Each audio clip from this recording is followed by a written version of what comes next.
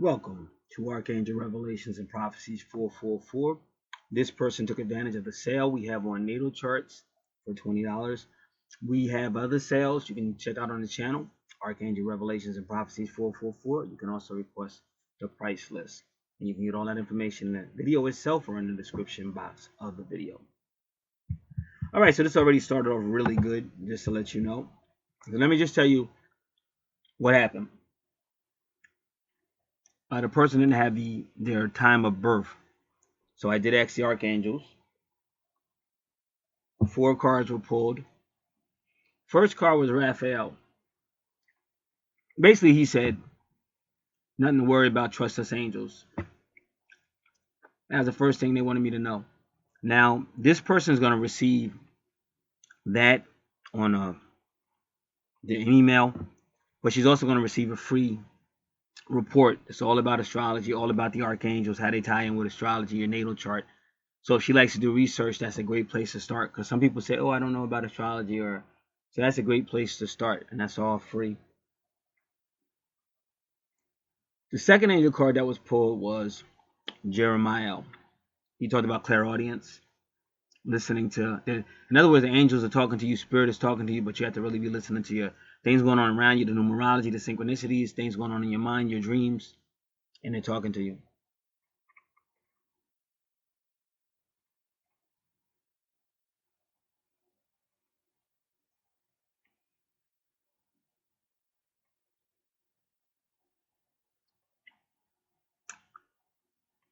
And so that's number 3.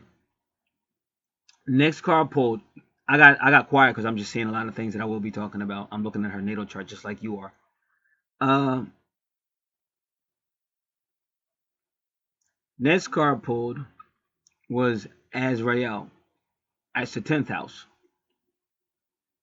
And Azrael said he's going to comfort your heart. He's hearing your time of need for comfort. Now, again, I always suggest an angel card reading because they're telling you stuff.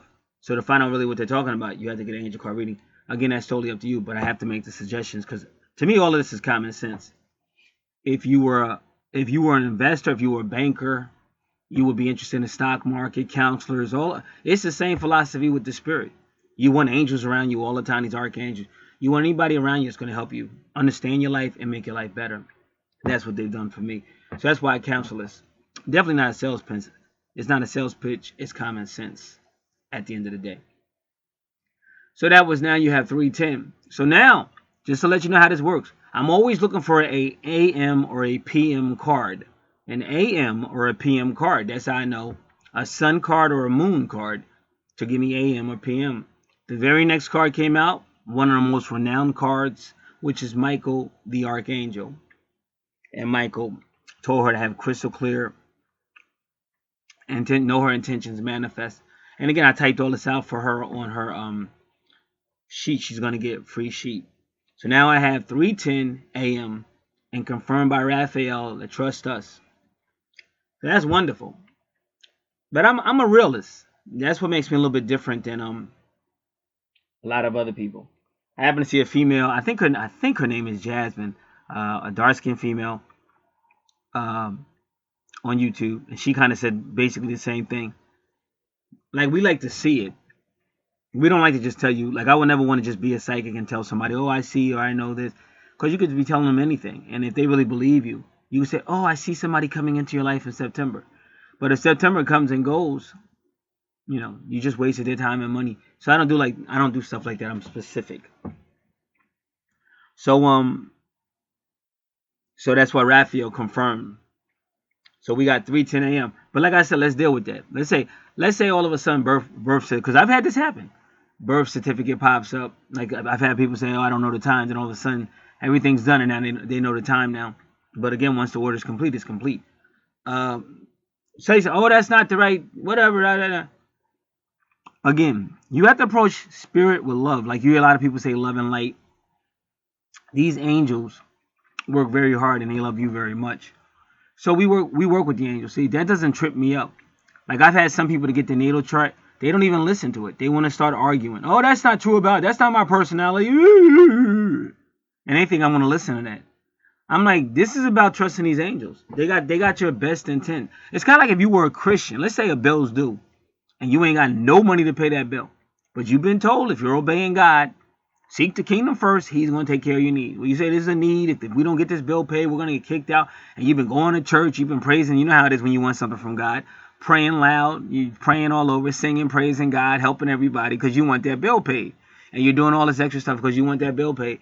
And more, it's getting closer and closer. That bill's still not getting paid. And now you're starting to doubt a little bit. I thought he said, why is God doing this to me? Now you're getting a little testy with God. Starting to doubt. And then, not only did that bill not get paid, but they're kicking your butt out and you don't know where you're going. Why, God? Why have you forsaken me? I've served you and blah, blah, blah, and blah, blah. Like you're all pissed off. How about you just trust spirit? Maybe he's got something better for you. Or maybe he's training something within your character. See, this is about training your character as well. It's a wonderful journey when you understand why he's doing what he's doing. It's training your character. And life is not always going to be easy. But when you get what God's teaching you, guess what? You'll probably raise better kids. Because you know life is not easy. And things don't just come easy. So you might not like the way God does it, but this is still spirit. Like a lot of people like to say spirit, but they never want to say God. Or God has a name. They never want to say God's name. This is all designed by God. You got to realize that. Because when you realize that, then again, you're thankful to the Archangels for their love and light. And you realize what's ever going on is going to work out. So I thought it was wonderful how they gave me your time. And I knew it made sense to me because you have a lot of 4s.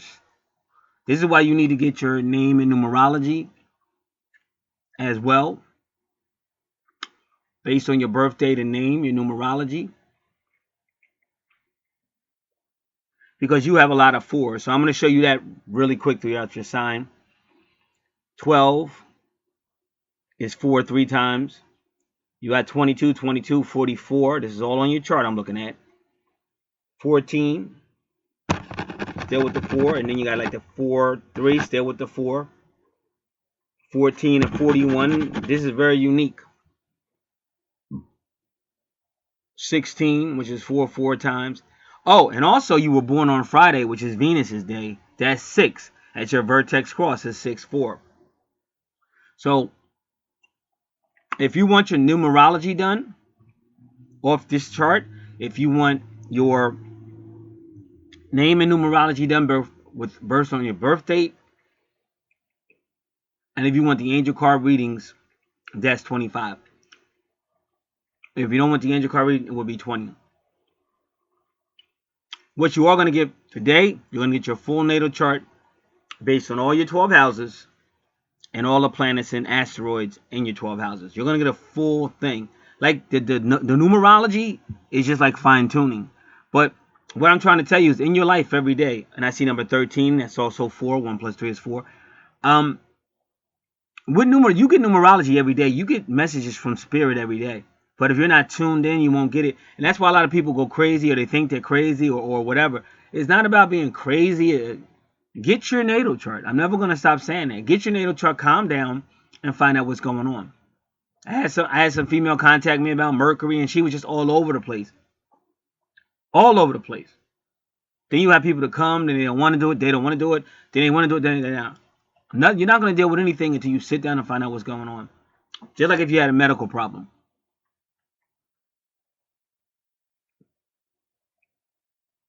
Now, so she called me. I had to get up early in the morning. I was getting ready to go to bed. Late at night. She says, oh, yeah, I'll do it. So I'm like, okay. Let's do it. So then she sets it up to do it. And then she goes, no, I don't want to do it that way. No, I want to do no, I don't want this. At that point, I'm like, okay, so why did you request it if you don't want it? So I knew then and there, we're going to find out what's going on with you because you definitely got some issues. We're going to find out what's going on with you. And you can take it any way you want. So I did a natal chart.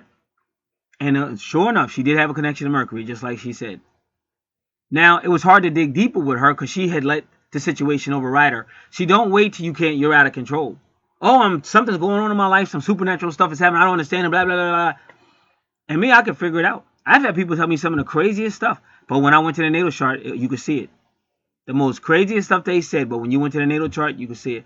So this is all based on time and research. So the sale is a great sale. For at least you'll know what's going on. I can guarantee that. You'll have a better understanding of what's going on. But everything else, like everything else I'm saying, that's also the fine tune. Like back in the day, we had TVs that had knobs. Way before digital. So you might turn on, say you turn on the channel, and you can see the picture, okay. But then you start touching a fine tube knob. And that starts to make the picture come in a little bit better and stuff like that. So that's what all the numbers around your chart does and everything. Even like you got a lot of retrogrades. So that's even like a deeper study. So we can touch on it, but it's a deeper study. But like I said, it's totally up to you. But it's my job to tell you how it really is. Like I deal with people, they run a lot because I tell the truth. And they really want somebody to just tell them anything. Oh, you know, twin flame. Oh, you're divine masculine. He's calling you. Can't you hear him calling? But they never hook up. Or if they hook up, they don't stay together. See, I deal with why that happens. I deal with the reality, because until you deal with reality, you're going to always run. And God don't raise no cowards. None of these angels are cowards. So you got to learn how to toughen up and deal with it. And don't always nickel and dime everything. Oh, I can't. You got to learn how to just do it. That's what I do. Not just for me and what I need with the angel cards and whatever else I do. I'm trying to think. Angel cards, the natal chart. Anything. I do anything intuitive. Anything with the spirits, the angels, the archangels. But also helping other people. I do that as well. So these are things, if you really want this to work for you, this is what you want to do. Because again, if you were like a Wall Street type of person, oh, I got to get that money. I love making money. I love sales. I love business. I love stock. I love investing. I love the like you just love it. Like somebody who bets on horses. Oh, I just got to be at the racetrack. I love to see them run. I love to win. You're really involved with it. You don't just come up to spirit and go, oh, nickel and dime. Here's the natal chart, and get the natal chart, then just look at it. Like the Al Bundy, where they got the computer and didn't know how to use it, so it just sat there. They looked at the computer looked at them, and finally Al took the computer and used it for a footrest. But imagine if they had knew how to use a computer, what they could have done. Same thing with natal charts. So like I said, I'll never stop stressing that to people. Stop running. Deal with people that really know what they're talking about, what's really going on, and watch your life get better. And people that know me have seen that happen with me, because I've been doing this now for at least 4 or more years. I mean, as far as being online, as far as all this other supernatural stuff, I've been doing that forever. You're talking decades of dealing with the supernatural. But as far as being on YouTube, about 4 years. Again, welcome to Archangel Revelations and Prophecy. Even the number 34. 34 is like the 3 4s. So that's why I said you should invest more. And trust spirit to help you with whatever you need. Same way I do, same way anybody else does that really wants to know. But now we're going to your first house, which is also your true north node. Now your true north node represents what you should be doing in this life. And some people say it also represents your soul purpose. They say your true north node represents your soul purpose. Now AC is your ascendant. It's your mask. It's the way people see you. It describes your personality, your outward personality, as people see you. And as you see the number 4 again, number 8 is 4 and 4, 8. And that's your first house, deals with Aries. It's ruled by Aries. It deals with your personality. Now your ascendant is not always, yours is, but ascendant is not always in the first house. So when your ascendant is not in the first house, you can't use let's change that. You use your first house to define your personality as other people see you. If your ascendant was in the 12th house, you can use it as a fine tune, but you can't use it as to define your personality because it's no longer in the first house. Now somebody's going to see your ascendant and say, hey, that's house number 1, the ascendant. But if it's in your house number 12, it's not how they could call it that. Technically, you can call it that, but it's not correct. Your first house is wherever Aries is. That's your first house, ruled by Aries. Let me say that again. Your first house is ruled by Aries. So that will be your first house. And sometimes you have to count it. See, I have a system where I can count which houses, because that's most important. Otherwise, you're going to give a wrong reading. Because a lot of people don't have their ascendant in the first house, and there's a reason for it, because this is dealing with past life and present life. A lot of times it's dealing with different stages of a twin soul relationship. So that's why it's very important that you understand that. But fortunately, your ascendant is in your first house, so you can look at it the same way. So your first house, and in your case, your ascendant is about your personality, which is Aquarius, a teacher, focused teacher, not only wanting to help herself, but help the people around her, even help the community. And that is also your purpose here. Now, when you deal with the moon, you're dealing with your psyche, psychic abilities, subconscious, nurturing, motherly, because your moon rules Cancer, and that rules your fourth house. So your first house, because of the moon, has a connection to your fourth house.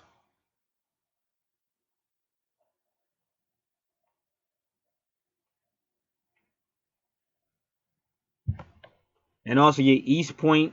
Now your ascendant is where the sun was rising over the horizon when you were born. Your east point is also a reference to the sun as well. The east point. But if you notice, you have your 22, 22. And 22 is usually the twin flame number.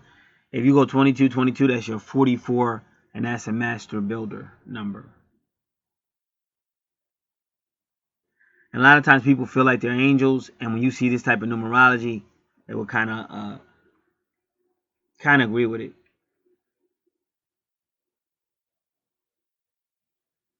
Now your second house is where your finances and possessions. But see, because you have Pisces there, yours is based more on helping people. But what they're doing with you now, your 12th house has a lot of activity. Because your 12th house, which is ruled by Pisces, is connected to your second house by Pisces, but it shows that you're a worker. But see, you got all those retrogrades there, and you got Saturn. So in your 12th house, you have Saturn and Capricorn, which really represents career or job and reputation.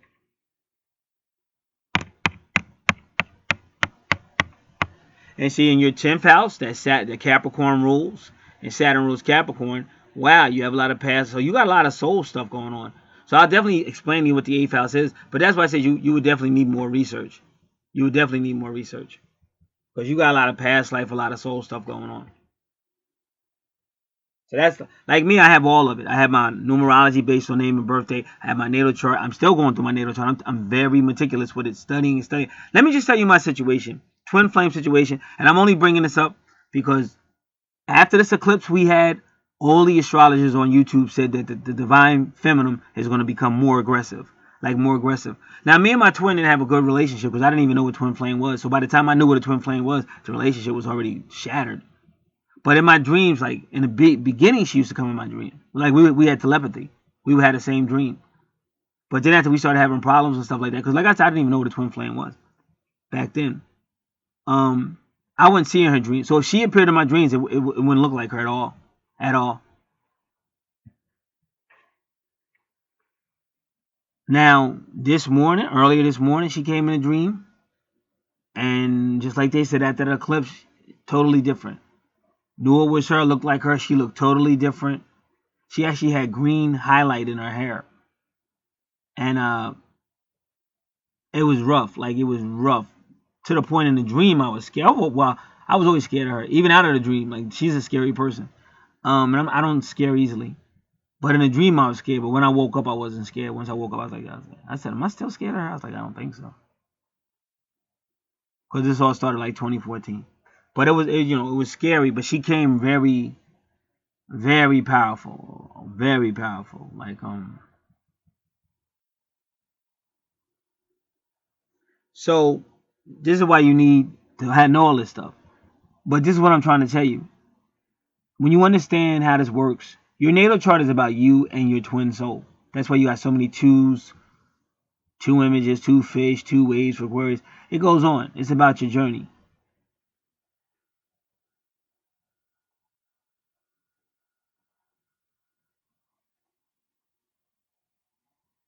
Now, when you deal with Gemini, the 3rd house as well, you're dealing with the initial stages of the relationship. And it's going to be problems and you guys can't work things out. You might separate, go into separation, because twin flames usually go into separation. But by the time you deal with Sagittarius or your 9th house, now both twins are more inclined to talk. And even with your true north node, they say that could have to do with your soulmate as well. This is what a person said. I'm going to see if I can find her so I can reference her.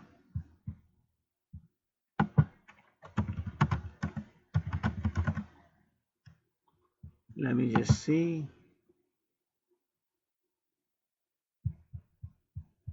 Okay, it's called www.the-soulmate-site.com. So if you put the soulmate site and put North Node in Aquarius, there will be more about your soulmate as well.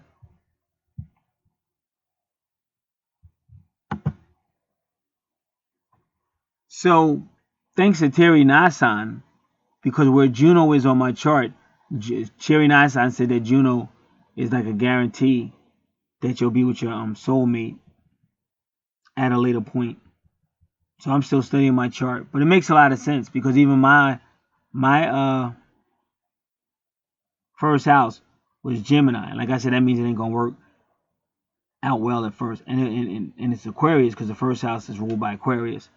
So that's how it was. The communication is Gemini, but a short communication. Then it's gonna be very aggressive. And that's how it was. So you're either gonna have very aggressive communication, or your communication is gonna be limited because of aggression, because of Aries aggression. And that's how it was with her, because she's a very, very, like, she wants to do, she wants to fight everything. So again, this is why you get the chart and get all this information. So I'm still working on my chart, very meticulously studying everything, looking at it, this and that.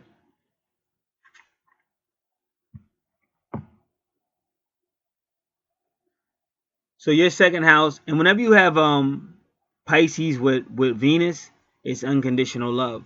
And if you notice, you keep having a connection between Venus, which you were born on Friday, that's Venus's day, and a number 4, which is the angelic number.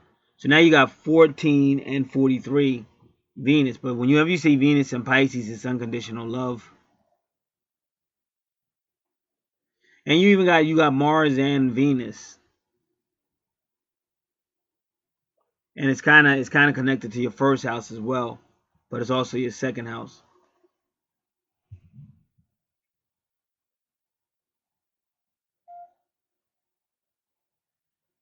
So to understand your 2nd house, you have to understand your 12th house. But your finances are all connected with spirituality. And you even got love there.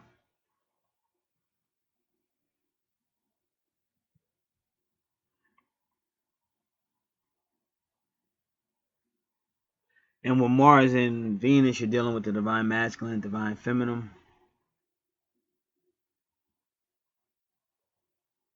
And it could be a lot of energy as well. But it's like a lot of good energy for love.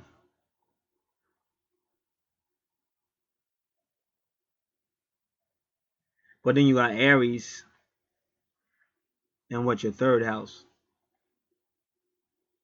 So you're also dealing with that aggression. Now that part of fortune, generally speaking, all part of fortune does, it looks like a circle and a cross inside of it, a X. All that does is amplify. Like if you're Aries, Gemini, so that's what it would be. Your 3rd house is all about short travel. Like I told you, problems in a initial stage of a relationship, siblings, creativity, communications, multitasking. And when you see Vesta, what Vesta's trying to do is say, hey, calm down. Like Vesta's going to tell you, Vesta gives you a lot of energy, but then she does tell you to calm down, get rest. or she sees like a lot of aggression. Like this is an Aries Gemini, so that's going to be really kind of aggression. So she's telling you to calm down, be more spiritual, think before you speak, because you're damaging the hopes of you and your twin working these things out.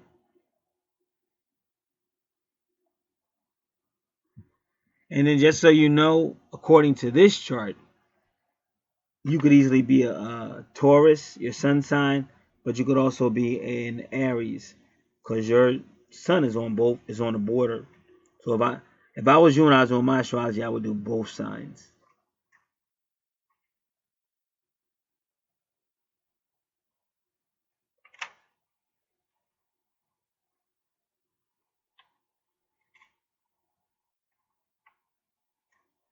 So now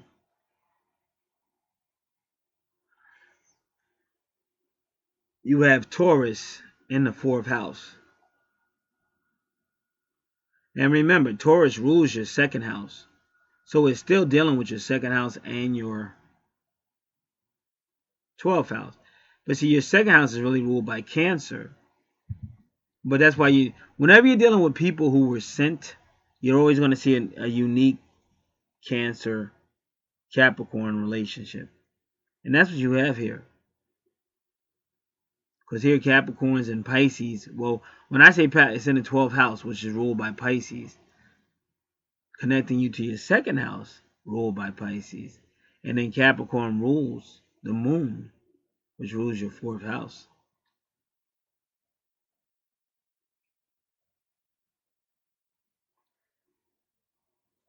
Now, Pallas helps you see patterns, but Pallas also protects like women, girls, children. It's a defender that'll protect them.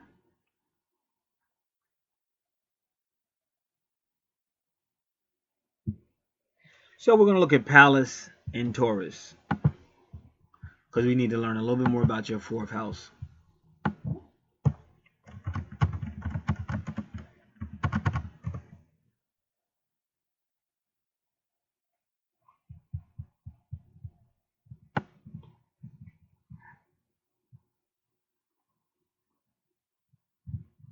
This is Bob Mark Astrologer.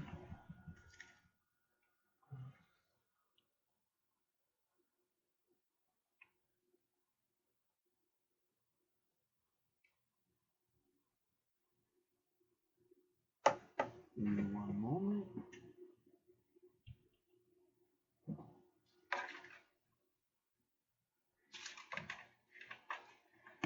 So you have Pallas. Let's see if he does Pallas in Taurus. Let's just see. Pallas in Taurus. If the problem is going to take a long time to solve, ask this person to handle it for you. With Pallas in Taurus, your problem solving and pattern recognizing abilities increase if you feed them. Tauruses are more sensitive. They like massages. They're touchy-feely type of people. They can be very loyal in a relationship. They can be loyal.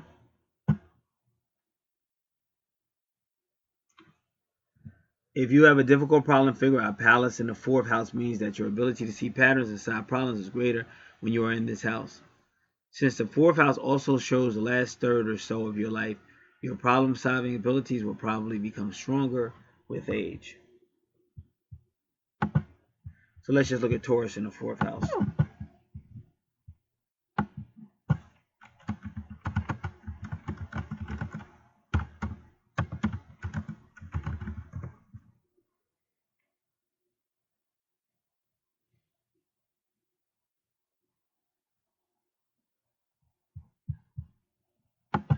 Taurus is all about assigning values to things.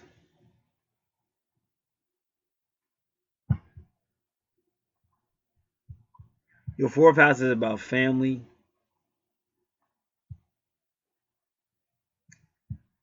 education from teenager to up, land and property, ancestors, family, the heart.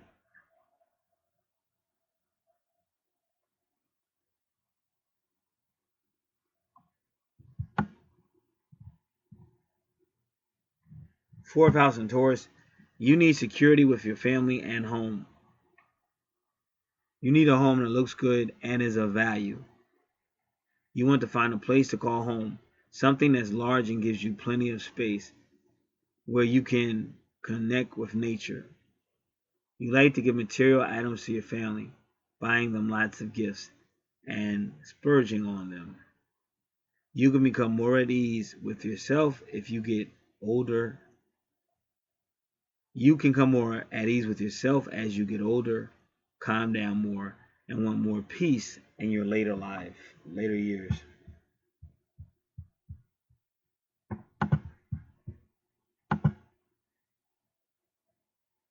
And you like to talk about family and talk to family.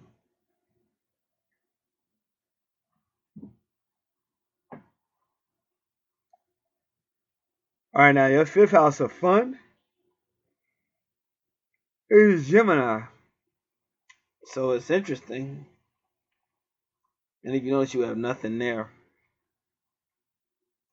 So it could mean you like to take like travel, and you like to, Gemini can be two people, or you talk a lot about traveling as well.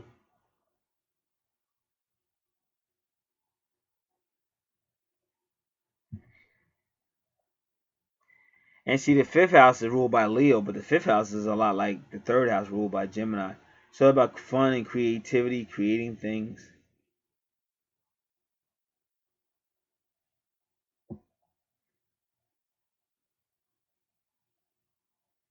Now your sixth house is ruled by Virgo, but it's all about health, healing, service,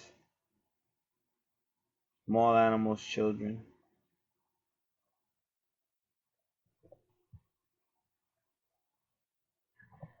So you definitely got family concerns there, because you got the family 6-9 again ruled by the moon, and you're in your house of healing and service. It can be subordinates or your employer as well. And they take the moon, which rules Cancer, the fourth house, and they put it here between your first and second house.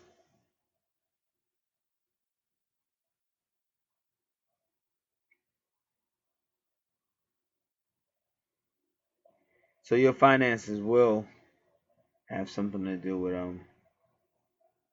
your family. And when they say family, it could be the family by which you were born, or your own family, like when you meet somebody and have a family with that person, or a family you start, like some people adopt.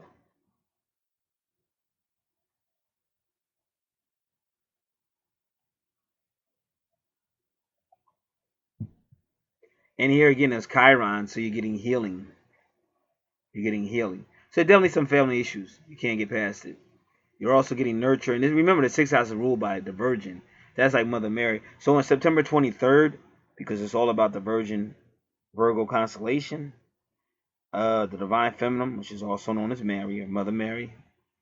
But you'll feel it. You'll feel the intensity of family, probably as far as your chart goes, and even healing. Somebody might actually apologize or just stuff like that around that time period, or things might come out about it. But the things have to. That's what the eclipse was about. The eclipse is about bringing out things in the shadows, like say racism. Nobody really wants to talk about it too much, but it's being pushed. Now it's out in the open. More and more people being forced to talk about it, because until people talk about it, it can't be dealt with. So same thing. We have a lot of things in our That's why you got a lot of retrogrades, because it makes you go internal. It's a lot of things that we have to deal with that we're avoiding or not aware of. But that's why you really have to take this serious. And once you do that and start to get what you need and start to understand, things start to change in your life. Like I said, if it happened to me, it can happen to anybody. Now, you got nurture in there in your sixth house as well, but you also got Jupiter, which means you're gonna have finances and expansion in your sixth house. So somehow working with your family and working on offering services to people and healing and things, that's gonna bring finances to you.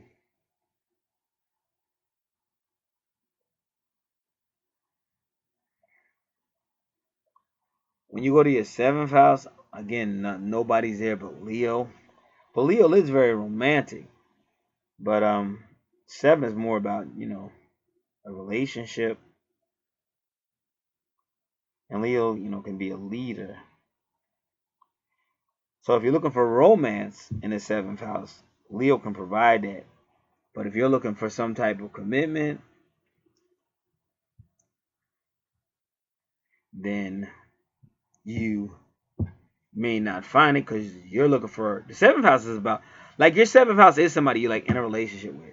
Like, if Leo's in your 7th house, it better come with some planets or something, because I don't know. I'm a Leo, but I'm not the typical Leo though. But Leo is known for being a romantic guy. He's the fun guy. That's the 5th house. Let's go out, let's have fun, blah, blah, blah, but let's not get too serious.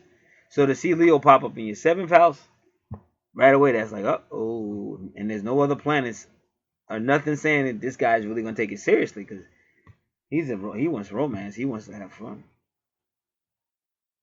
That's why I say I'm not the typical Leo. But since now this is what we got to do it. We got to go find out about your soulmate, your true north node in Aquarius, because it's going to tell us about your 7th house. So let's go do that. I will be right with you.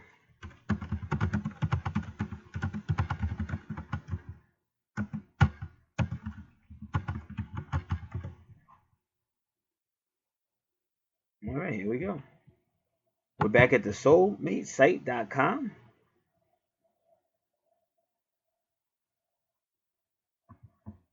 And the theme for Aquarius is, I know your soul color is electric blue. Your north node in Aquarius is your soul mission, according to Karmic astrology. Aquarius represents the emotional responses, attitudes, and energy to adopt and explore throughout your life. Now she's going to go over 3 steps. There are 3 steps you can use to consciously attract a soulmate. If you want to go deeper, book a private Karmic astrology session with me. And again, I gave you that, the soulmate site. Just put North Node in Aquarius, and that site will come up in your search engine. I use Yahoo Search; it'll come up, and you can go deeper if you like. Step 1: appreciate your Leo's talent.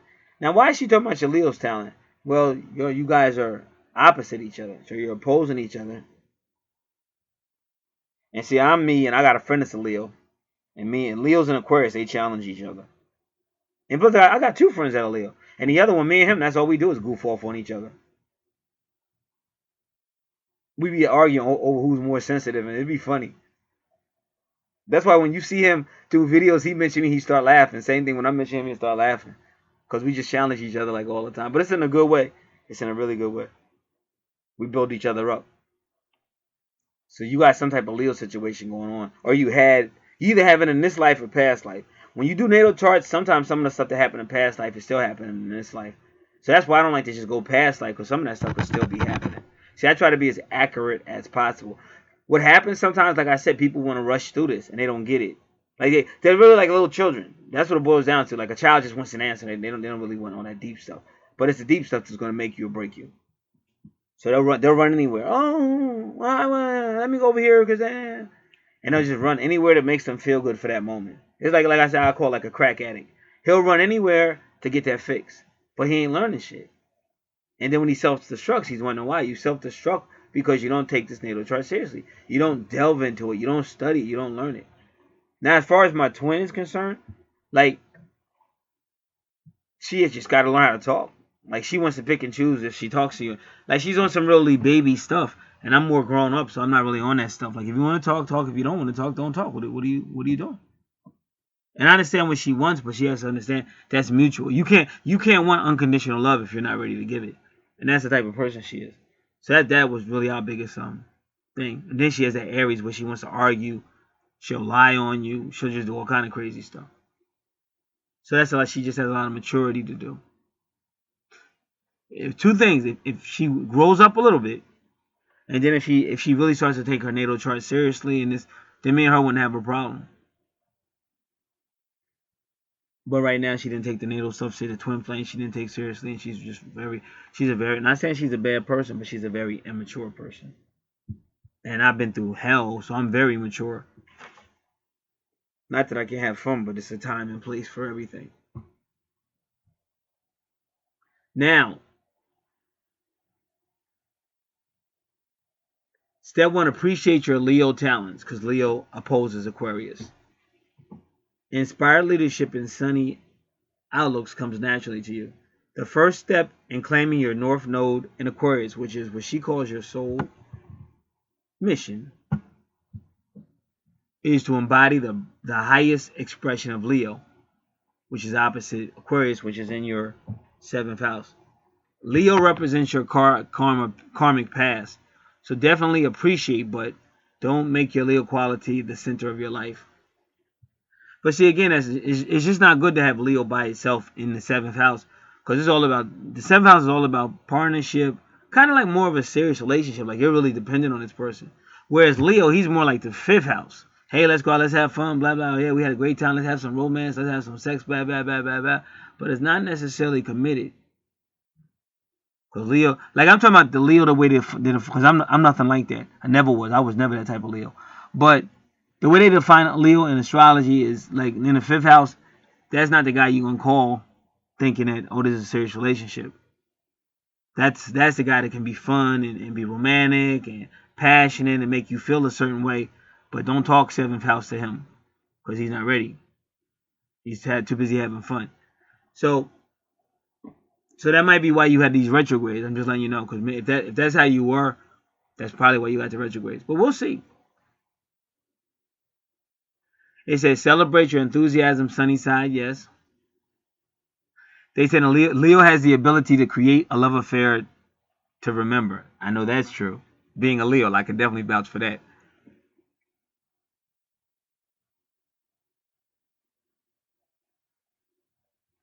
So Leos will definitely make you feel good and make you want to be with them and stuff. That's why I never understood that. Because I want me, but see, this is how I got screwed. Let me just tell you how I got screwed. No, I'm going to make this about me right now. This is how I got screwed. Because see, when I was like, I didn't understand all this astrology stuff. But I was naturally like loyal. And I would do poetry and stuff like that. And the female's response was, this guy just met me and he's already doing poetry. So this can't be real. So I got screwed. I would have been better off being a thug and just doing what thugs do. But now, like I'm older, I look back and I study astrology and now I can understand it. Like they figure you don't mean it. And you do mean it. I'm like, why would I write the poem if I don't mean it? But deeper, what she's trying to say is, when the going gets tough, you're probably not going to be around. Like you're not. If you see my dark or arc, you're not going to want to see that shit. So she kind of was right. She knew, because I was like, well, wait a minute. That's what I'm trying to tell. Like Leo, he's cool for the 5th house, but that 7th house where he's going to stick around, he may not. But I've grown up a lot. But I didn't know that. You got to understand astrology. Because I don't know, like this world, like you got a lot of retros. So people try to say the world don't have dark sides, but it does. See, I deal with it. People run because they say, "Where's my twin?" They think their twin's gonna come and solve all of. They think that their twin is Jesus Christ. Oh, my twin, they're coming, and you see all these people running for their twin like it's God. It's not God. It's a human being. They're gonna have flaws just like you got flaws. That's why I said with my twin, I was like, it hurt. That was one of the most painful things. Top 2 was that twin. This the hell she put me through. But the bottom line was, I still was like, we'll get through this. She has to grow up.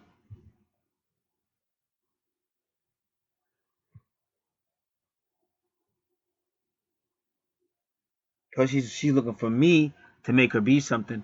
And even if I could have, I wouldn't have did it. Because like I said, I used to always that's what I'm trying to tell you. I used to always get the love. And then I got like disrespect back. I mean, I got treated worse being a great guy. So the Leo had to go. Like now I'm more Capricorn. Like the Leo's still there, but I think I bring the line. Like I didn't know about this twin flame stuff. So that was kind of unfair. And by the time I knew what it was, like I said, it was too late. But it really was unfair. Because if I had known about twin flames, I would have been prepared for it. But it just came out of nowhere. But at the same time, if she stopped being very immature, you can get some type of dialect going. But she's just not that type of person. So she would really have to grow up a lot. And maybe she did, I don't know.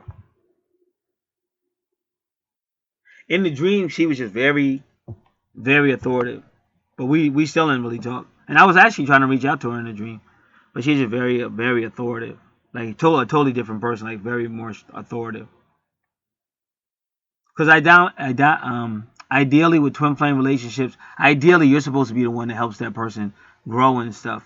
But you guys go into separation for different reasons. So they get with a soulmate or they get with somebody else, and then that person kind of helps them through whatever journey and stuff they go through. But the reason why it's not that it hurts, but it's not that big of a deal for this reason, because you've had many lives with that person. That's why you got all those retrogrades. You've had many lives with your twin. So when you look at this whole thing, it's galactically, space, and all that, soul journeys, you'll deal with it better. But if you look at it on a one-on-one level, you're gonna get sensitive, take things personal, and you're gonna stay hurt because you're gonna be like, why isn't this working out? Why isn't it? But it's not. So they say study Leo to understand his highest potential and choose to live that, holding Leo ever so lightly. So that's the first step to attracting your soulmate. Second step, own your Leo karma. Careful of bossiness, needing attention, and being a drama queen. Yeah, for a typical Leo, that's kind of true. That's kind of true for a typical Leo.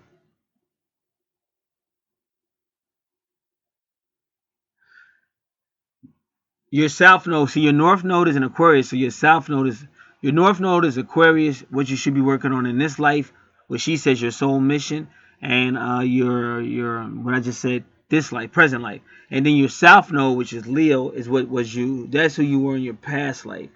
So that's why she's saying karma, and it's your south node.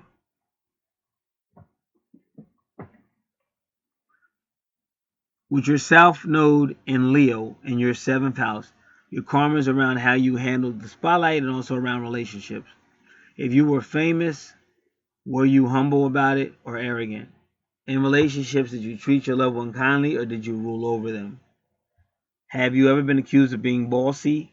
Do you secretly feel others should serve you? Or do you know someone like this? Bingo! In the past lifetimes, you might have been a performer, a gambler, a childlike adult who refused to grow up. You may have been royalty, tended by servants you treated poorly.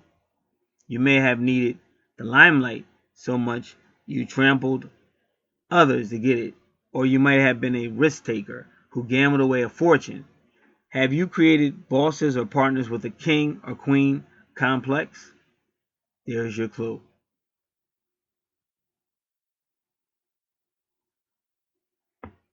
The shadow side of Leo has to do with abusing one's position over lifetimes. It also resists being seen as part of humanity as a whole and restless being in a relationship where the both of you are equals. Step 3. Step into your Aquarius soul mission.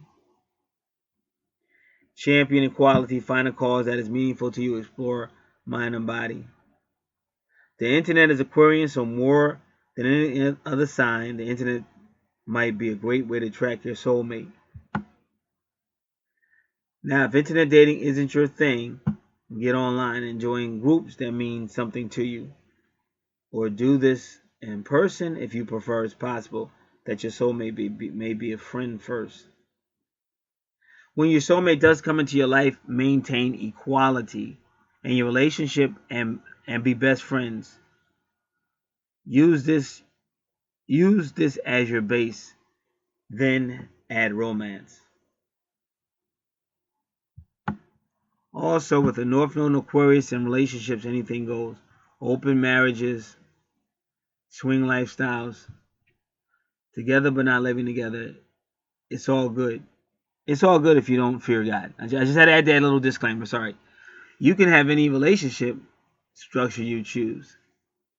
I always like monkeys. Just make sure that you play fair and both of you want it equally. The house where your Aquarius soul mission expresses itself is the area of life where you were meant to participate in the evolutionary change of humanity.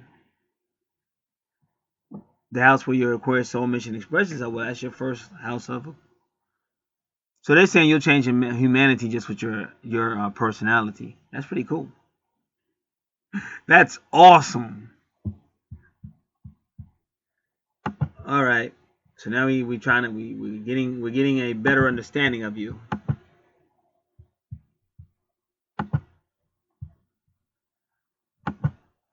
A lion that wasn't ready for the lasting is what I'm getting.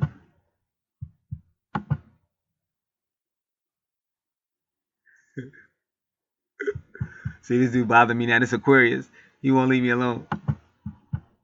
All right, so one thing to work on is being Leo is cool, but just the person's got to know that if that's what you want. But don't fake it. Don't fake it like, oh, you're really into this guy if you're not, because that's just it's really like people don't understand.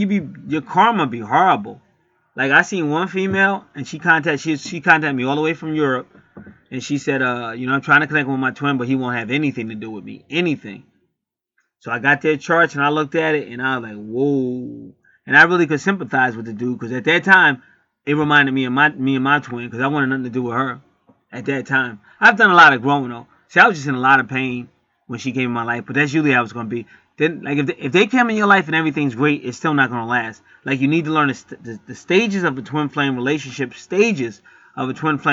that's free on YouTube. You can type it in your search engine. It comes right up. But you're going into some. If you never go into a separation, it's probably not your twin. If somebody's going, we have a great relationship. I know it's my twin. Blah, blah, blah. But if you've never done a natal chart check and stuff like that, you really don't know. You're going by your feelings or like supernatural stuff happening. But you could have the same type of stuff with your soulmate. And your twin is your twin soul. There's a difference. You all come from the same soul group. So you can have many soulmates, believe it or not. That's why you see some people, they just be sleeping with everybody. Because that's like soul connections. But you only got one twin that came from you. Like if it's an 8-piece pizza, well, your twin is that 8th piece cut in half. It's totally you. Whereas all the other pieces are just part of the soul group or part of the pie. So you really want to know what that means, and you want to know the stages, because like if you guys never go into separation, you can't really say that's your twin. It's possible, but that means because you've corrected it over lifetimes, you've corrected it, and now you know how to just be with your twin. But every lifetime, you're kind of trying to work on things you did wrong personally, but also your twin. And some people say, oh, that's not true because you don't always meet your twin in every life. I kind of think you do. I'm just going by the natal chart. I kind of think you do, but sometimes it may not be as impactful. Like sometimes you know. Like I just feel like you might be getting ready to walk somewhere, and if you take like 2 more steps, a car is going to hit you, and that voice that goes, hey, watch it, and saves your ass. And you're like, what? Whoa, wait, who said that? That's kind of like your twin. And I have people say, hey, I think you came to me in my dream and saved me in my dream. Because these are soul groups. It's not necessarily a twin, but they could be like a soul. Just like she just said on the internet. Because I met somebody that was the weird situation. And this is long before Twin Flame. I met her real quick and she wanted to move in. I thought she was crazy. But she should have told me what she was feeling. See, people don't tell me. And then how am I going to figure out if you don't tell me? I just had a terrible situation with a female. She tells me all this stuff after the whole thing is done. Now she's talking about, I forget. But she's talking about all this crazy stuff. Like, why didn't you talk about that? So when I did your reading, we could have looked it up. So this woman, she thought she was moving in with me. And I thought she was nuts. But she had already known because she had been listening to me. And she already knew what was going on. But I guess she thought if she told me, I might say she's crazy. But she would have been better off telling me. Because I've been dealing with the supernatural for a long ass time. But if somebody just comes out the blue and says, I need a place to stay because I move in with you. You're like, I don't even know you. I just met you. What are you talking about? You sound crazy. But if they had told you why they felt that way, I'm not saying you still would have moved in with them, but at least you would have understood, oh yeah, because that's supernatural. Maybe I do know this person. Let me do a natal chart reading and find out if we're connected. And that person I'm talking about, that's a female. She's also an Aquarius. All right. Now we go to your 8th house. And you see Virgo? See, Virgo's there to do some healing because you got a lot of soul. This is your soul house, the 8th house.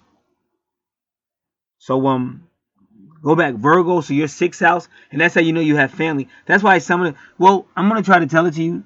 A lot of people in twin flame relationships, or angels that are here on earth that are born as humans. A lot of these people, light workers, whatever you want to call them, they go through dysfunctional families. Like really bad stuff happens to them. Like even if you take if you get past the whole religious thing, I always talk about Joyce Myers, Dr. Joyce Myers. Like she was brutalized and sexualized by her own father. It was horrible. But look what she's doing now. And she said, I don't think I would be doing this if it wasn't for what happened to me. She said, I don't think I would have a deep yearning to help people because nobody helped me. So she said it, and everybody knew. It was almost like the whole crowd didn't know how to react. But she said, I'm glad it happened. She just went to her own little world, and she just said, I'm glad it happened. And the crowd didn't know how to respond because they knew that's not what she meant. But they saw the bigger picture, and they started applauding because they didn't know how to respond. And I know when I first saw her, I used to say, what is her problem? Because I didn't know. I said, what is her problem? She's never smiling. Why does she move like that? Why is she acting like that? And then one time I saw her and she went all the way to India. And this is what she told those people. She said, why am I here? She said, why did I come all the way out here to help you people? I don't need India. She said, I don't need you people. Why did I come all the way out here to talk to you people? I don't even know your language. And then she just went into why about the gospel and all that stuff. So it was real cool. And then when I finally heard her story, I was like, wow, now I understand why she moves like that, why she acts like that. But she came a long way. So I give credit where credit's due. We could always talk about Illuminati. We could always talk about the bad stuff, the gossip. But I try to give credit where credit's due. I don't always talk about that stuff. Only when necessary. So the reason why I told you that because we're going to tell you how Virgo heals the soul family. Because you definitely have family issues. You got soul issues, family issues.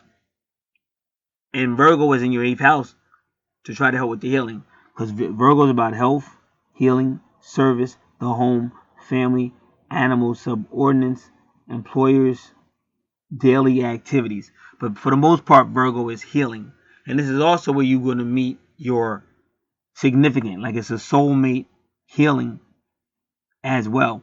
And this person you're going to meet, they may be a Virgo, or they may have a unique connection to Virgo, like they may have a lot of moon signs or whatever, Virgo, or they might just be a good healer. Because this person you meet is going to help you with your healing.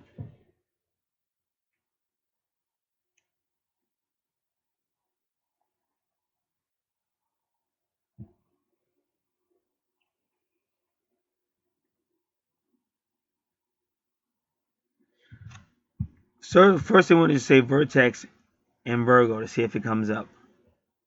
Because it may or may not come up.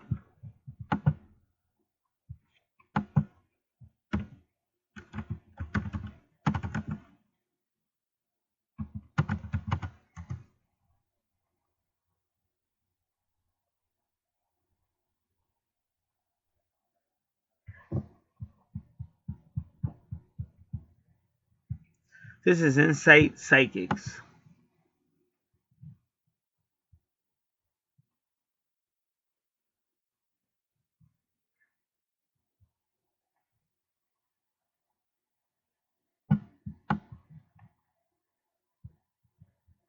All right, let's look what they say.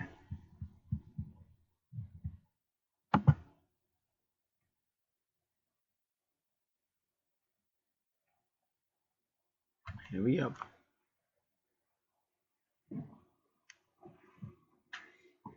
Just waiting for the website to load.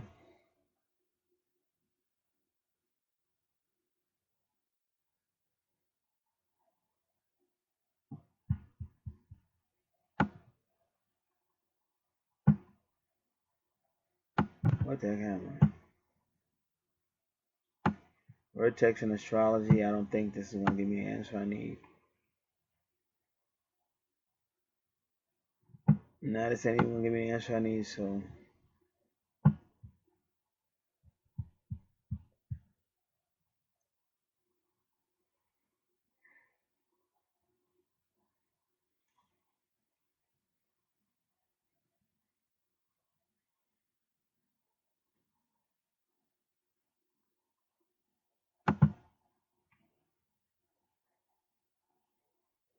all right, that one didn't really answer the question. Just give me a moment.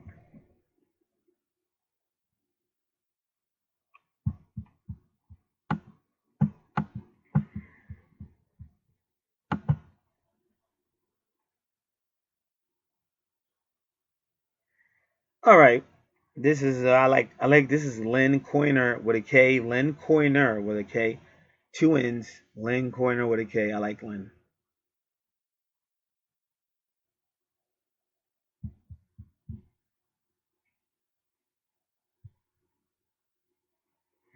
Okay, now Lynn is saying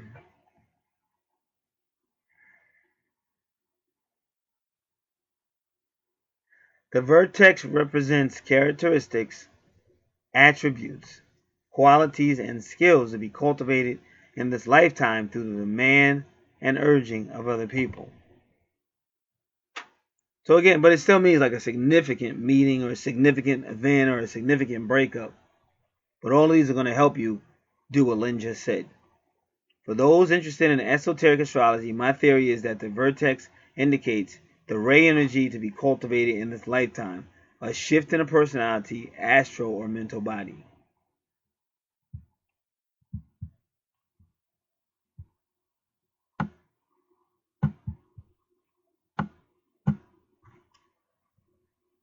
When there are transits or progressed aspects to the vertex, the qualities of the vertex sign will be emphasized. Under favorable aspects, we are drawn by people, indicated by the house position, to express the aptitudes of the vertex sign. Under afflictions, we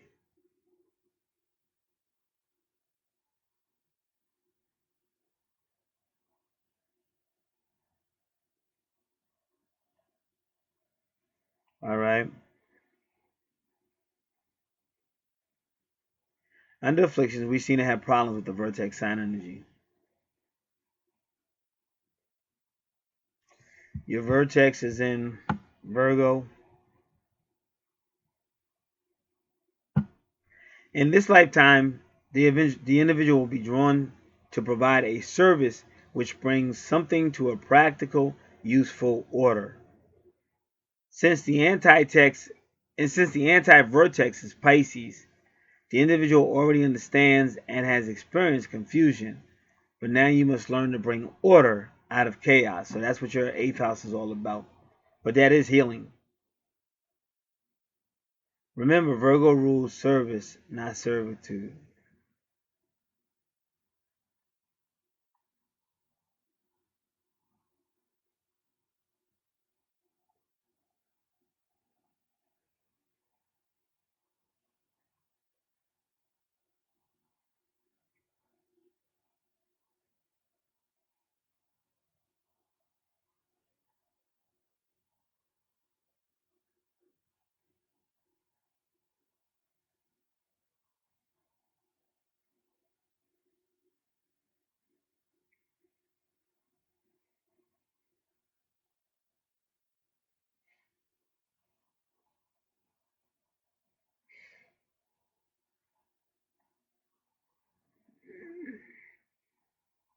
All right.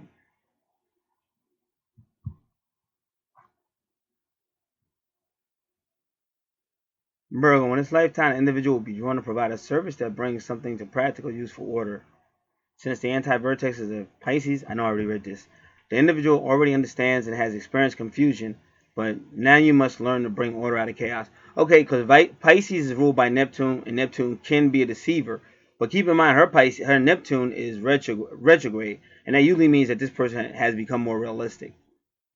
Remember, Virgo rules useful service, not servitude. One client has his vertex in the seventh, and she is an accountant working on the financial chaos of others. So you're going into this house, the eighth house, everything's in that house, and you're trying to heal and bring order. So you have all the indications of a past life, or even in this life, but a lot of stuff. But see, that's why you have your natal chart and you learn. That's why I said for people to really seriously get this, it's not that difficult. Because now you know how to focus, you understand why. But people just tend to run, or they want somebody to explain it to them like this. And what these other people do, they make it sociable, but they're ripping you off. Because see, I'm different. I'm analytical. Did that solve my problem? That's like me going into a mechanic and I tell him what the problem is, and he's talking, he's making me feel good. Hey, take a donut. Hey, you can get a Snapple if you want. Ha ha ha. Yeah, man. And you're all laughing. Everything's great, but the car still's fucked up. So I try to work on a car. Hey, if you're not talking in regard to why I'm here for the car. If you're not talking in regard to the service of the car, could you tone it down and focus? I'm more like that type of person. So people that really want answers, they don't really have a problem with me in that regard. People that are looking for a friend or a happy time or LOL types, love and light, LOL, then I'm not really, I'm not really. Now when it comes to this, something else. Now like me and Donnell, we crack all the time. But that you can crack, that's just cracking. But when you talk about studying spirit and your life purpose and all that, that's serious. It can still be fun, but you got to realize this is serious.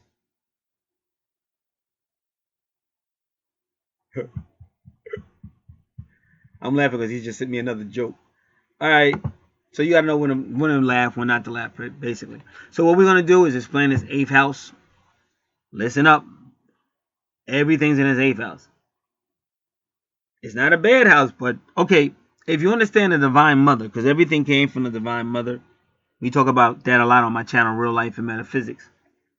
The eighth house is the bottomless pit of Revelation chapter 9. That's why if you notice it says Scorpion. Why? Because Scorpio rules the eighth house. Now, and Scorpio is ruled by Pluto.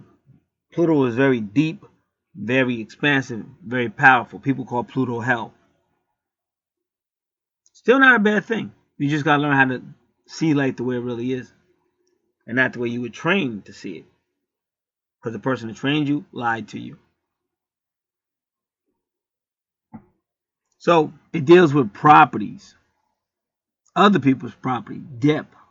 IRS. Taxes. Graveyards. The dead. Birth. Death. Resurrection. Regeneration. Scorpio is sex, secrets, mysteries, doubting everything. Scorpios can be very doubtful until they get to know you. Then they can be very faithful once you get past their little doubting. Pluto brings great transformation with Pisces. I'm a Scorpio, excuse me. A great power, great change. Creepy cruelies, the underground, esoteric knowledge, forbidden knowledge, metaphysic, alternative science, UFOs, space aliens, cloning people, higher sciences, alchemistry, holistic healing, true twin flames, soul reincarnation, haunted houses,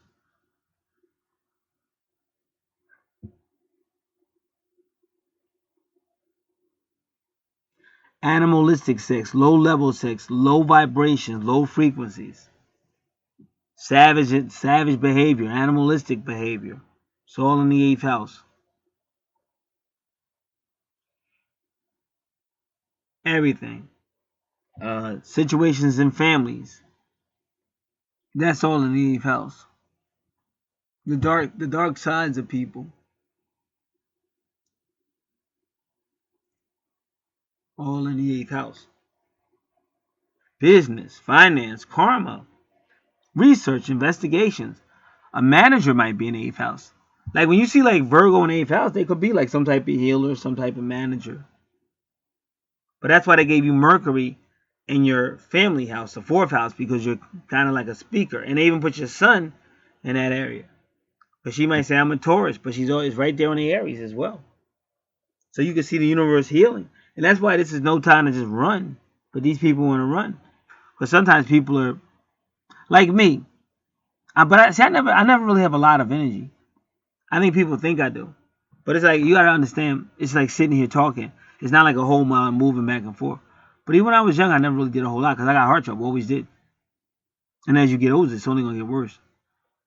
So I was never moving a whole lot. I went a few places. But people tell if they say, how was he in school? They say, I just remember that guy, like if it was study hall, he was sleeping.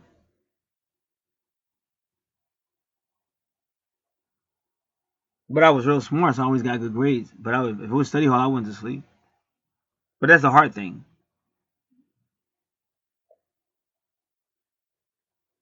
So what I'm trying to say is, I build people up mostly by the internet.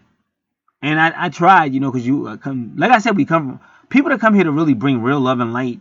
You have your family could be like they really have issues like to work on shit. They could like your own family could try to kill you. I know one lady that she had to get restraining orders She had to get restraining orders on every member of her family. So you're a light worker coming here to really help the world, and they're trying to kill you. Just like the Bible tells you about Jesus and all the prophets. So when I see that, if I am trying to talk and people ain't listening, I finally have to accept you. I let people go their way. But the good news is God's got it all worked out. So all these people on YouTube crying, oh, my family's going to die because they don't want to repent and the rapture's coming. God's got it all worked out. You should pray more and worry less. So that's the good news. So now you see what's going on in the 8th house. And now because we're starting to get to your retrogrades. We're starting to get to your retrogrades. So now you know why you got a lot of retrogrades. And almost everything was connected back to your 8th house one way or another. Now your 9th house, now that's a good look. So finally, see, Libra in the 9th house is good. Why? Because the 9th house is ruled by Sagittarius. That's the more mature. When they finally get past the silly stuff, they finally start talking to each other. They finally acknowledge, I really do want to get to know this guy. I really want to get to know her. Or I shouldn't have been so mean at first. Or, I really pushed this guy away. Whatever it takes, but now you kind of really want to get there. And it really does. It depends on. A lot of people says it depends on healing. Sometimes it depends on maturity. Like it's like when people did bad things to you, but now you're older and you see a totally different world, and now you're able to forgive people that you couldn't have forgave 2 or 3 years ago.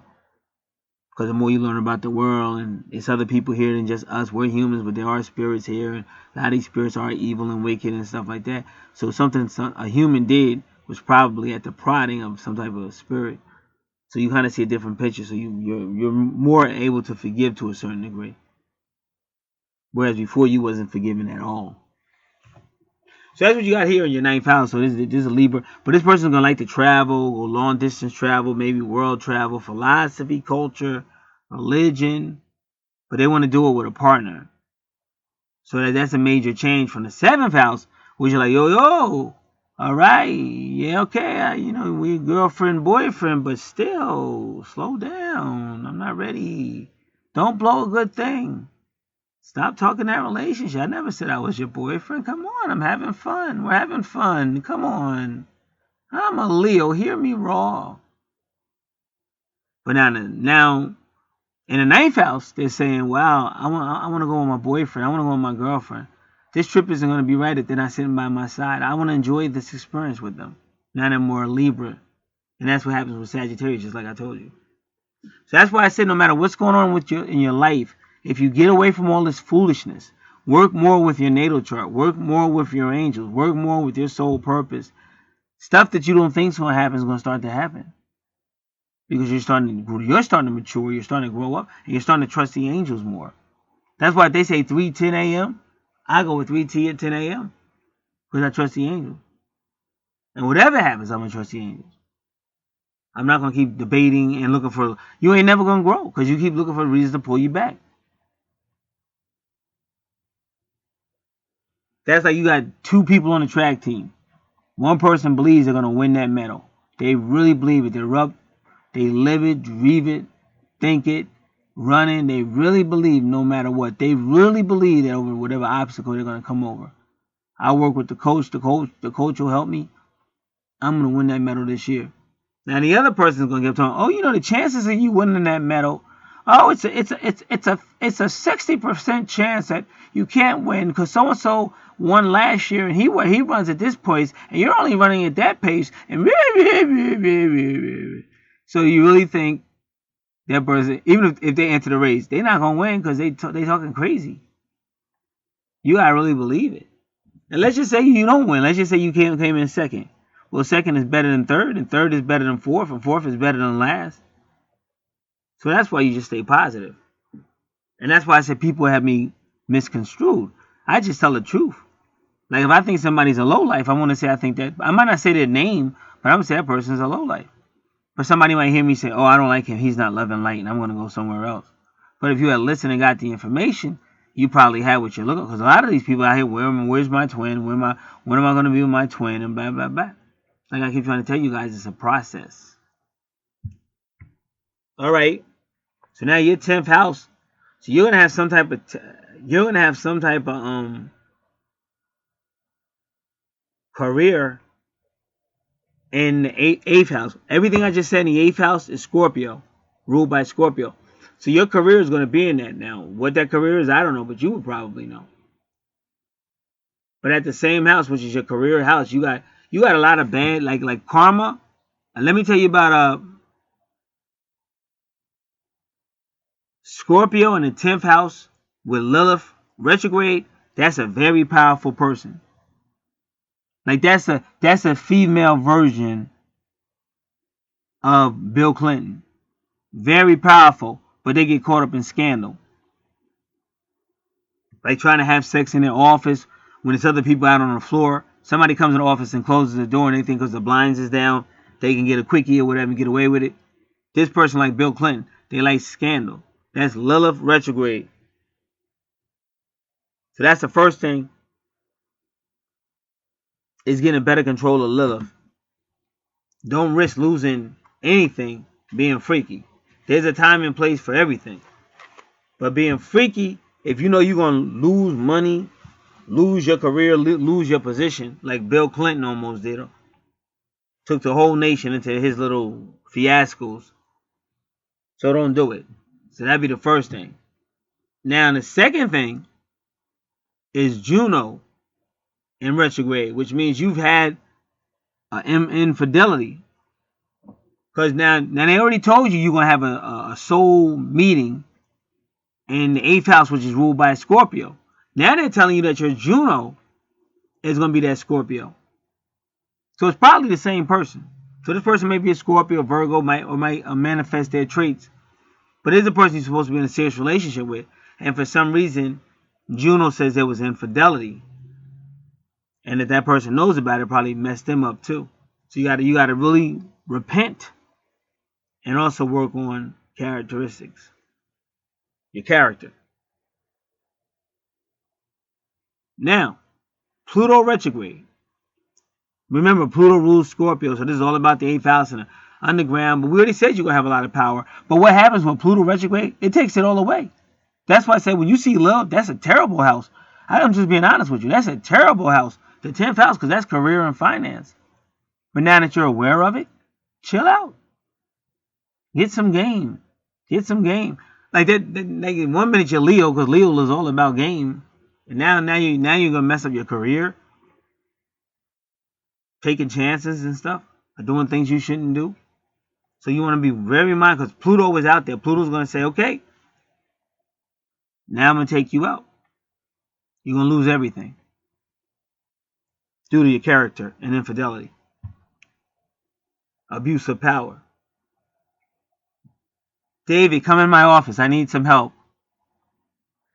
As soon as he close the door and lock it, as soon as he locks it, that porno music comes on. Ooh, the poor Dave. You like working here, Dave? And she's like, well, men have been doing that to women for centuries. Now it's our turn to do it back. And all the women are going, yeah, yeah. And you know what? I'm not mad at you. I'm not mad at you. But I'm saying, why lose your whole career being silly?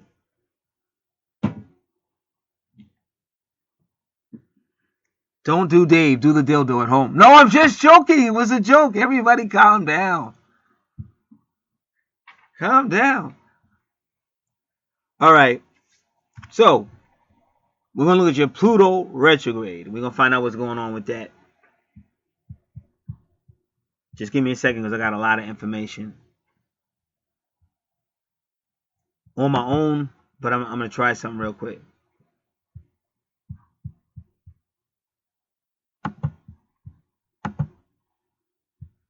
All right, I'm going to say Pluto retrograde.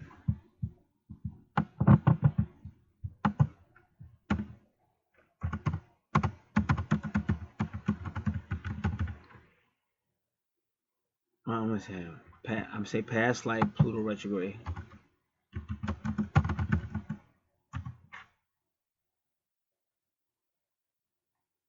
Okay, this is Astrago. I like Astrago. They're cool. This is India, the Hindu. I go to them for my moon sign. But I like Astrago's website. All right, here we go.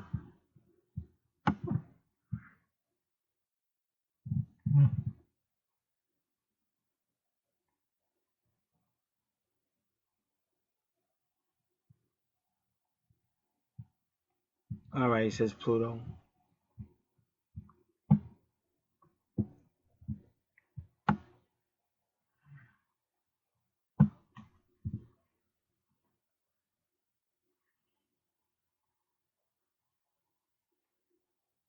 So when you see Pluto retrograde, fresh starts because it totally destroys everything. You have to start all the way over. Dead ends can occur. The thing we hang on most tightly to, which is your career and your reputation, can be taken away. So you don't have to go further. It's just like what I told you. So be very careful of that 10th house, because Lilith is going to try to set you up. Lilith's a trip, because she'll make you real horny. She'll make you do stuff that you shouldn't do, and then she'll bust your ass. I'm serious, and I got to talk about it because it's on your chart. You're like doing something really freaky at work or something, thinking ain't nobody gonna find out, and then somehow your oversight finds out, and then it's all over. So it's a time and place for everything. That's the message of your 10th house. Don't lose it all. And that's why you have a natal chart, because it can act as a warning or even a helper. All right. 11th house, again, that's good because this person, Sagittarius, is all about traveling, but this is in the friends, groups, associations. So they may take travel with friends and groups and associations. That's the 11th house. And remember, 11th house is ruled by Aquarius, so it goes right back to your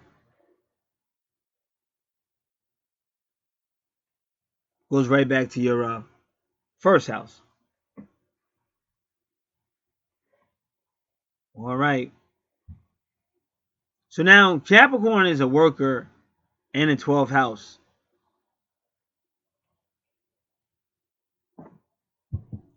So what I'm going to do, I'm going to say Astral Club, and I'm going to say 12th house.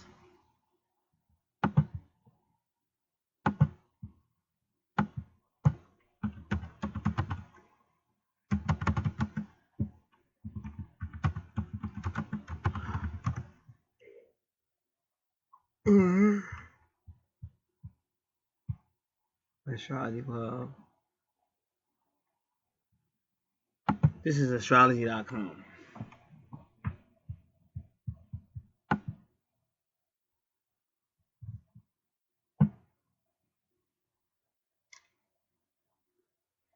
Now I want to know if it says buildings. It's the house of your subconscious, but it's also the house of karma. What just happened? Give me a second.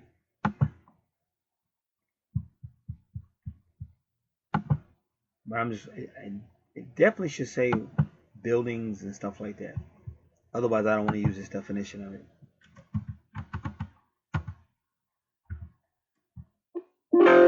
So I don't want to use that one.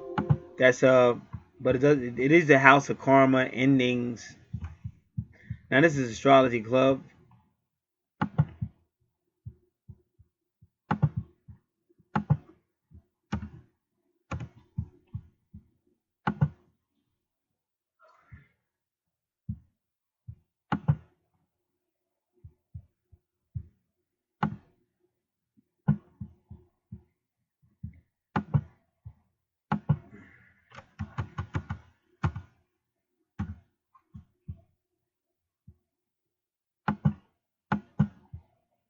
Yeah, this one doesn't say it either, but let's do it. This is astrologyclub.com. I'll just say it. I wanted them to say it, but I'll say it.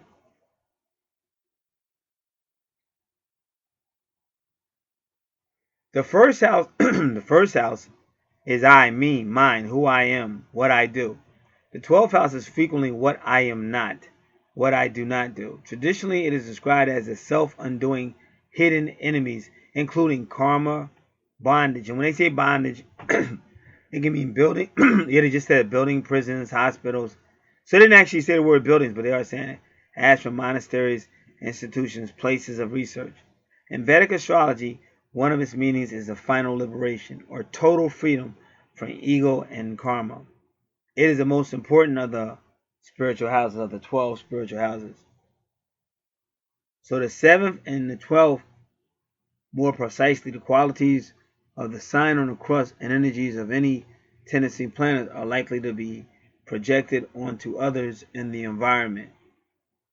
Both houses 7 and 12 respond to the times of the day when the sun is close to the horizon. One can be blinded by the light and deceived by the long, deep shadows thrown at those hours, dawn and sunset.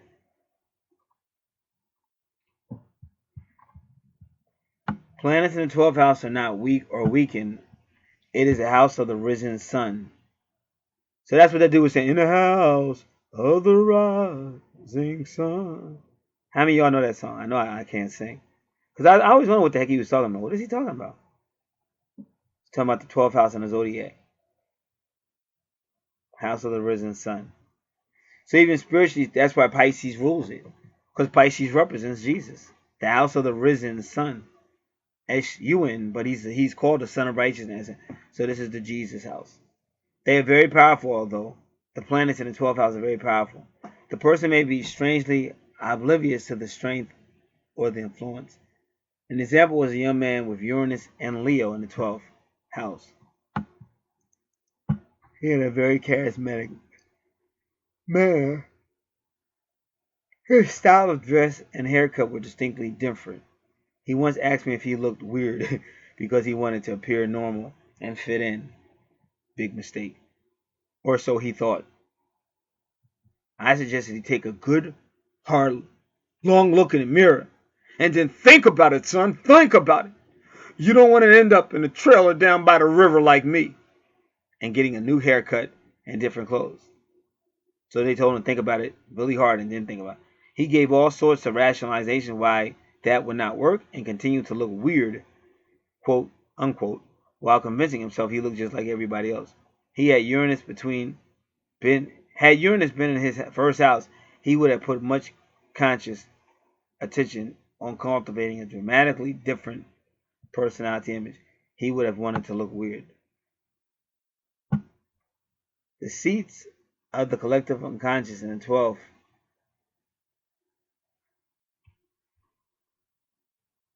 The seat of the The seat of the collective unconsciousness. Nah, that ain't it. The seat of the collective consciousness. Oh, here you go. The seat of the collective unconscious is the 12th. Now, I read it right that time. I read it the way they wrote it. It's confusing to read, but that's the way they wrote it. It is from there that the archetypes can enter and overtake the personality. Archetypes are universal principles energies. As mythic figures, they reveal inherent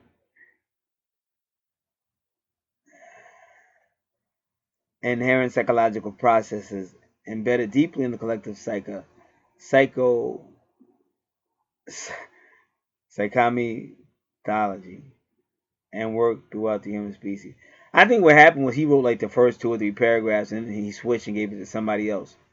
But as soon as we got here, you notice how as soon as we got to this paragraph, everything went to hell. They are neutral, yet to the degree an individual or society suppresses, or denies them, they may become good or evil, angelic or diabolic. The material we store in the 12th, the unconscious, may be unacceptable because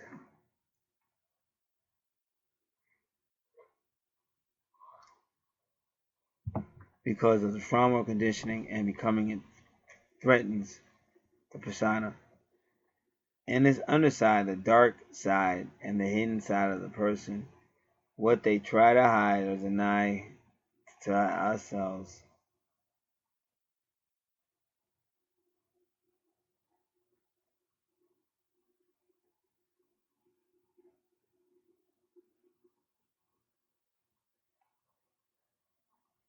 Yeah, this stuff, it'll knock you out. Because he's like, what is this guy talking about? All right, the material we store in the 12th house, the unconscious, may be unacceptable because of trauma or conditioning and because it threatens the persona. It is the underside, the dark side, and the hidden part of the person. What we try to hide and deny.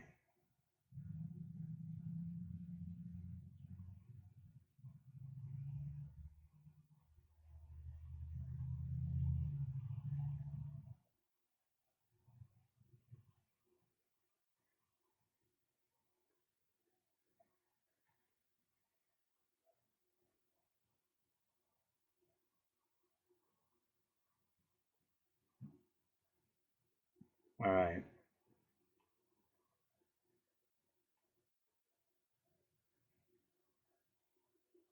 What we try to hide and deny ourselves is often apparent to everybody else. Huh? Like the emperor's new clothes.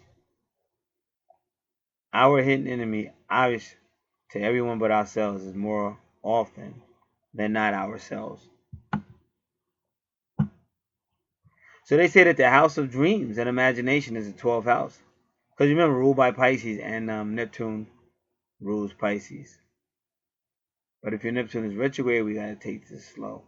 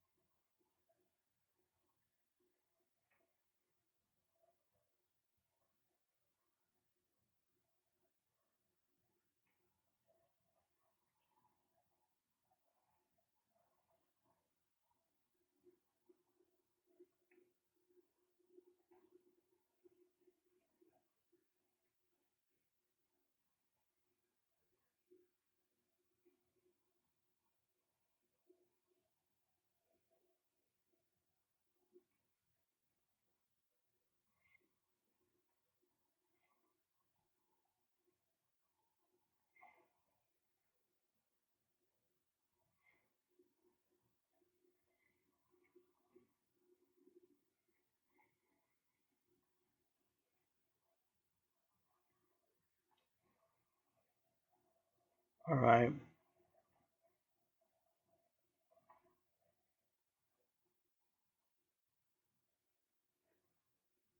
You have to choose to go inward as the rhythms of our nature or your nature dictates. Otherwise, you'll run a risk of becoming ill or being forced to take time out.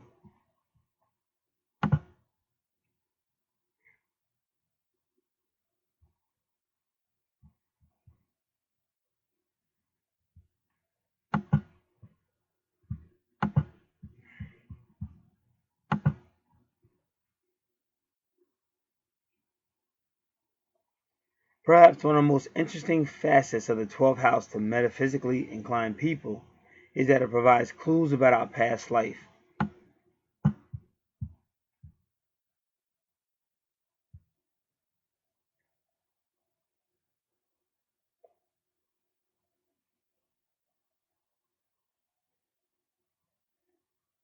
All right.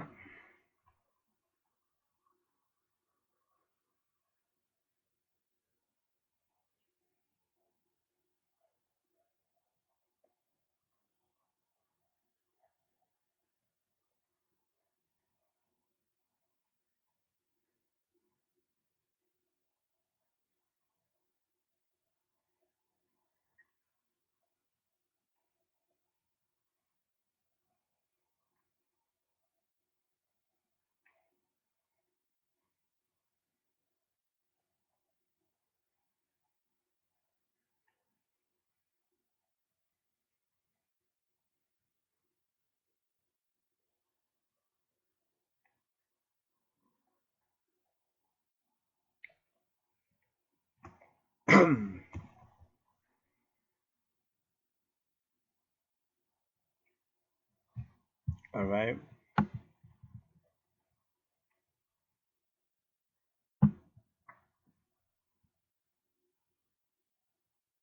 When we synthesize the meanings of an individual's 12th house, its ruler is Pisces, and the ruler's position by sign and house, planets tenanting the 12th house, along with the moon and Saturn, we can make some interesting speculations about past life scenarios.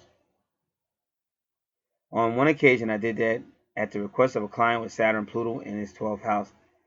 I sketched several scenarios, all with similar themes. He then told me he had past life repressions under hypnosis and had come up with almost identical scripts. His reason for consulting a hypnotherapist and astrologer was to find out some explanations for his chronic health problems. Wow, this is real long. I've never seen Astrology Club write an article this long on this type of stuff. Prenatal conditions.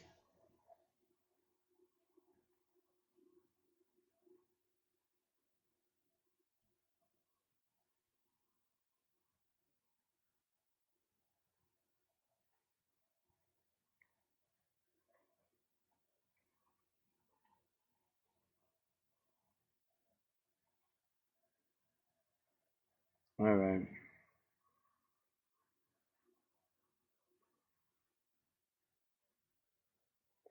In the case of the above-mentioned client, Saturn in the 12th indicates a long labor.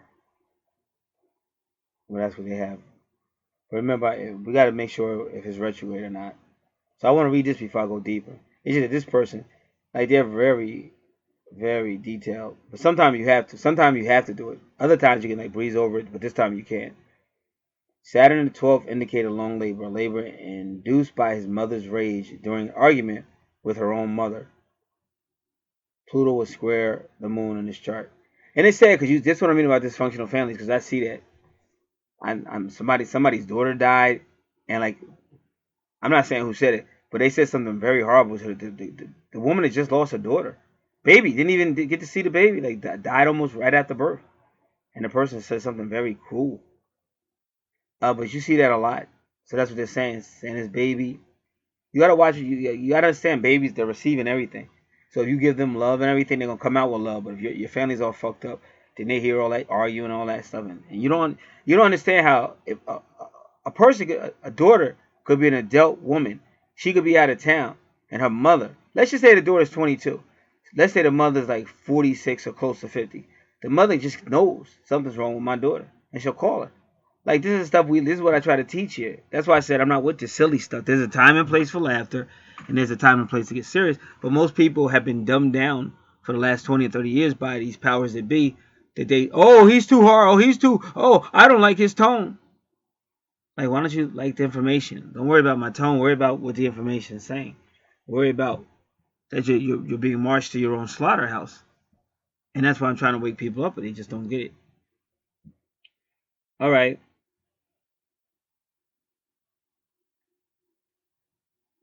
So Saturn in the 12th house indicate a long labor, a labor induced by his mother's rage during an argument with her own mother.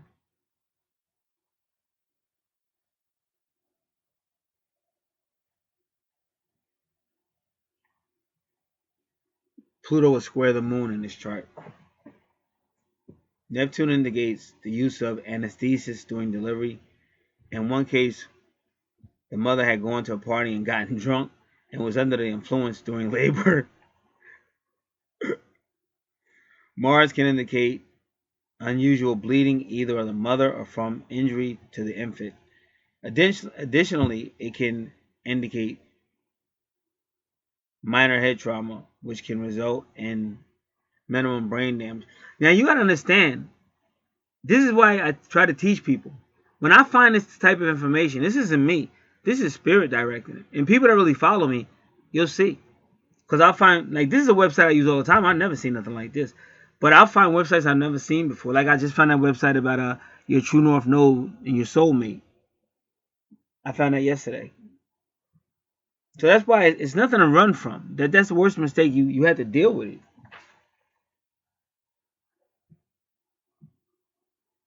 Otherwise, you keep repeating it. That's what karma is. And it gets worse.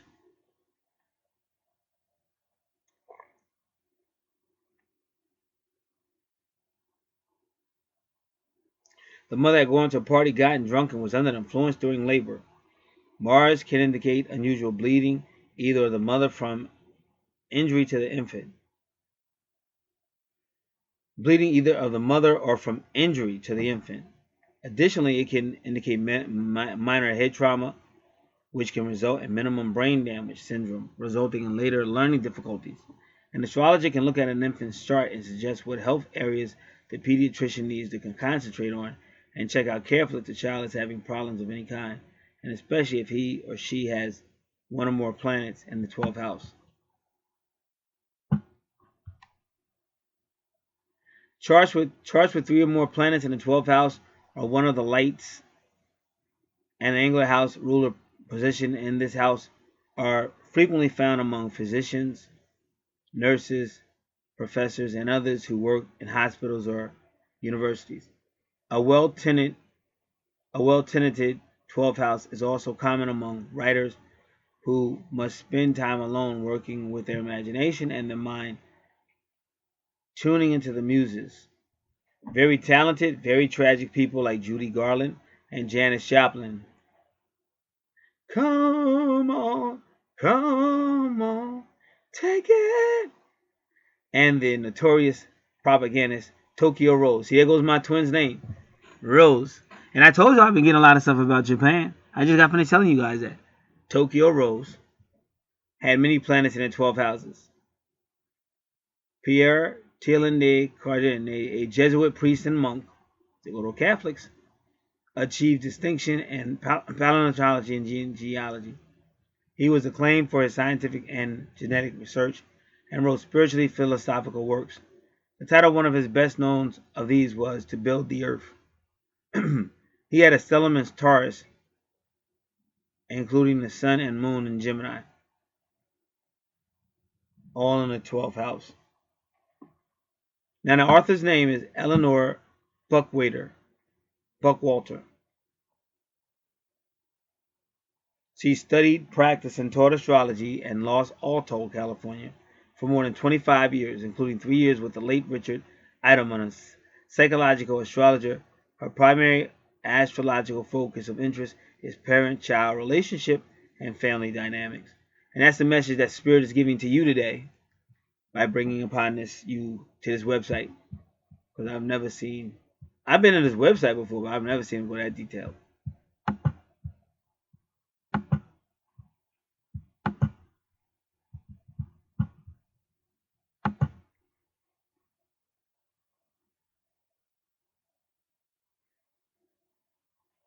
Now remember, Saturn rules Capricorn, and it still has to do with your 10th house, but also has to do with your 8th house, also has to do with your 6th house, also has to do with your 4th house,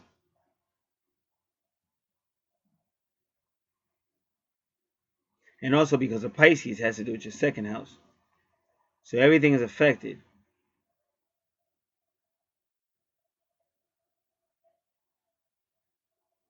So he already told you about Uranus. Uranus is something just happening. Uranus is a external change. Uranus is an external event that causes internal change. And like they already told you about Neptune in the 12th house and all that. It may be making a reference to drugs or a medical situation that didn't go fully correct. And in my opinion, Saturn is making a reference to the mother, to the father, and the moon and your 1st house is making a reference to the mother.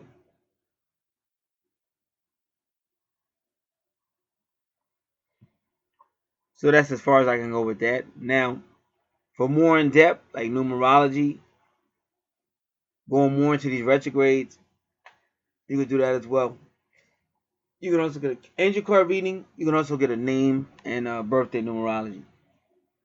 So if you're interested, let me know. But if not, at least you have a better understanding of stuff. But I try to tell people, don't get like my family was really, really out there. But you get through it. God put you through it for a reason. That's why I gave you Joyce Myers. You don't run. The big mistake people make, they run. Oh, I'll go somewhere else. Blah, blah, blah. And this is what I'll tell you. If the person is going to tell you the truth and really help you go, I'd go too. I'd leave too. But if you're running somewhere just to feel good, then you're very immature, you're somewhat foolish, and it's your life that you're fucking around with, and you're going to die and wake up through the same shit, but only worse. That's why you're looking at your natal chart. This is all about karma. I don't know how many times you heard karma when you did the chart. This is something you have to address. You can't just run, stay high, and just keep running. Stay happy, stay high, and don't deal with it. You have to deal with it. You're going to deal with it in a life to come. God bless.